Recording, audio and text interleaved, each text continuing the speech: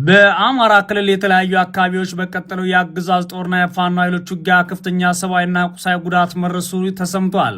አገዛዙ ዛሬም በበርካታ የክልሉ አካባቢዎች የተጠናከረ የድሮንና የአየር ኃይል ቅኝት እያደረገ ሲሆን በጎንደር ደግሞ የመከላከያ ደህንነቱ ከነ አጃቢዎቹ መገደሉን ለማወቅ ተችሏል።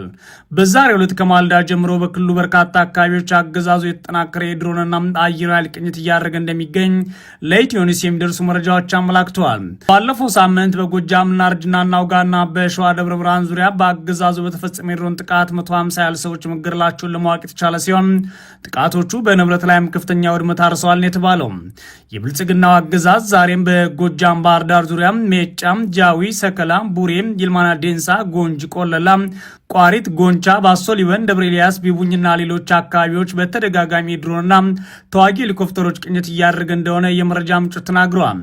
በተመሳሳይ በምዕራብ ወሎ ቀጠና ወግዲ፣ አማራ ሳይንት፣ ጃማ ደጎሎ እንዲሁም በሸዋ ቀጠና ደብረ ብርሃን ዙሪያ መርሃ ቤቴ፣ ይፋት፣ ምንጃርና አጎራባች አካባቢዎች የድሮን ቅኝት እየተደረገ እንደሚገኝ በመግለጽ ጥቃት ሊፈጸም ይችላል በሚል ስጋት ነዋሪዎች መጨነቃቸውን ተናግረዋል።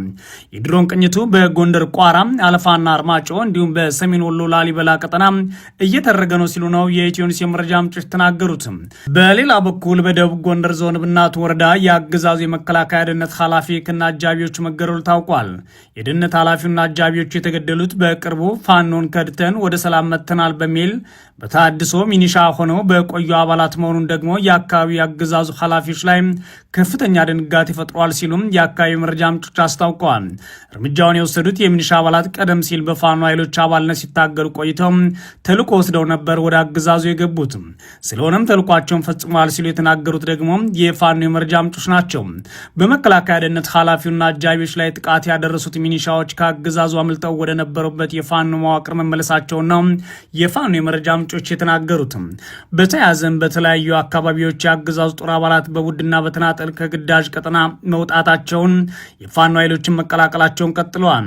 በዛሬው ዕለትም በምስራቅ ጎጃም ዞን ባሶ ሊበን ወረዳ ከሚገኘው የአገዛዙ የጦር ካምፕ የወጡ የመከላከያ አባላት በቡድንና ነፍስ ወከፍ መሳሪያዎች እንደያዙ ፋኖ መቀላቀላቸውን የአማራ ፋኖ በጎጃም በምስል አስደግፎ ይፋ አድርጓል። በዚሁ ቀጠና ደባይ ጮቂ አካባቢ በተመሳሳይ የአገዛዝ ጦር አባላት ከግዳጅ ቀጠና ወጥተው የፋኖ ኃይሎችን መቀላቀላቸውን የታወቀው።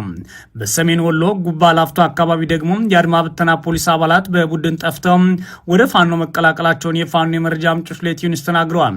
በሌላ በኩል የአገዛዝ ጦር ጽንፈኛ ሲል በጠራው ቡድን ላይ የሚወስደው እርምጃ ቀጥያሉ ብሏል።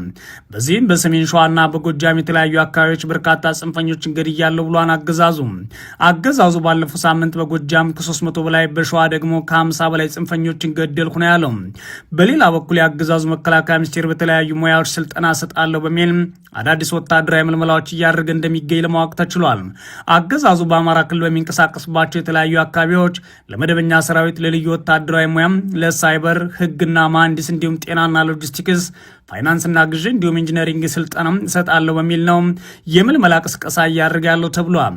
አገዛዙ የምዝገባ ቦታና ጊዜ አስቀምጦ ምልመላ እያከናወነ ነው ያሉት የመረጃ ምንጮች በዚህም የቀበሌና የወረዳ አስተዳዳሪዎች እንዲሁም የሚኒሻና ፖሊስ ጽሕፈት ቤቶች ለምልመላ ቦታ የተመረጡ ናቸው ተብሏል።